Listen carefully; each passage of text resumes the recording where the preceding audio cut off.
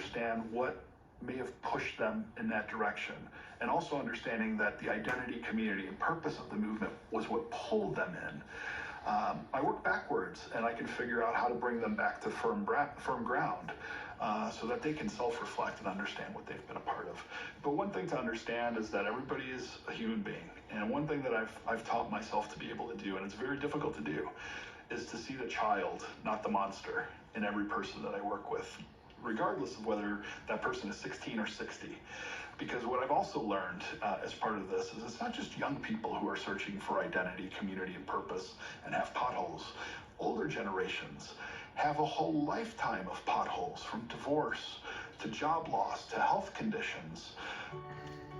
While helping people overcome their potholes, Picciolini also tries to introduce them to someone from a group they previously hated.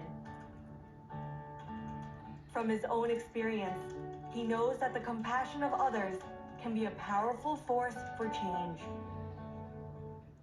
When they're ready, one of the important steps that I take is something that happened to me, is this idea of immersion, of putting people in a situation of coming face to face with the people that they thought that they hated. Now, of course, I don't do that right away because I want it to be a safe environment, and I would never put somebody in a position where they could get hurt. But I have dozens, maybe hundreds of volunteers coming to me, people who are Asian or people who are Black or who are Jewish, who say, I want to be the person that sits with that Nazi or sits with that white supremacist because I want them to see me as a human being. I want to be the first person they see as a human being. And they'll find that they connect on humanity, on the things that we all care about, our children, our families, our passions, music. Things like that are so core to who we are as people that once we start being comfortable sharing those things, that we don't see them as differences, we see them as additions. When the threat of domestic terrorism by white supremacists came into view, the U.S. Congress asked Picciolini to testify. What's the one most important thing? There is clearly a long road ahead. So what can be done to face this issue?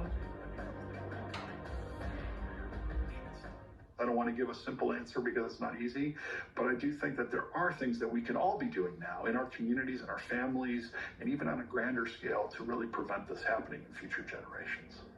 When we're dealing with a lot of fear during a pandemic and unemployment, people dying, and the world changing all around us in real time, people are afraid of change. And extremists know very well how to use that fear of change to recruit people and to radicalize them into their movement. It would be impossible for somebody like me to think that they can do this work alone. It really does take a village. But I keep hope because I've seen the hundreds of people that I've worked with change, move on to have families, move on in some cases to transition to a different gender, to adopt a faith that maybe they once hated, to start a family with people that they have excluded for most of their lives. And in many cases, I've seen those people be so much happier with their true selves after they've left the movement than when they were in the movement.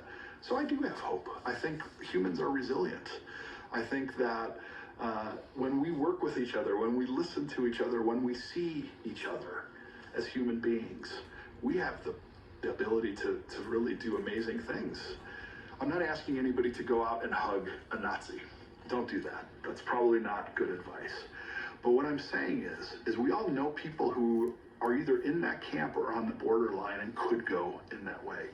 And if we act preemptively now with our young people, with our older generations, and start to build that personal connection and start to maybe be more vulnerable ourselves in terms of our feelings and things like that, we'll see that come back to us. And I think we will prevent future generations from going down that path. We asked Christian Picciolini to leave us with some essential words that have guided him through life. Does it make good happen? Every time I'm facing a difficult decision or something that I really don't know the answer to, I just ask myself the question, is what you're about to do make good happen? And if the answer is yes, I do it. That's usually correct. And if the answer is no, I don't. And that answer is usually correct too. So I'll just tell your audience, make good happen.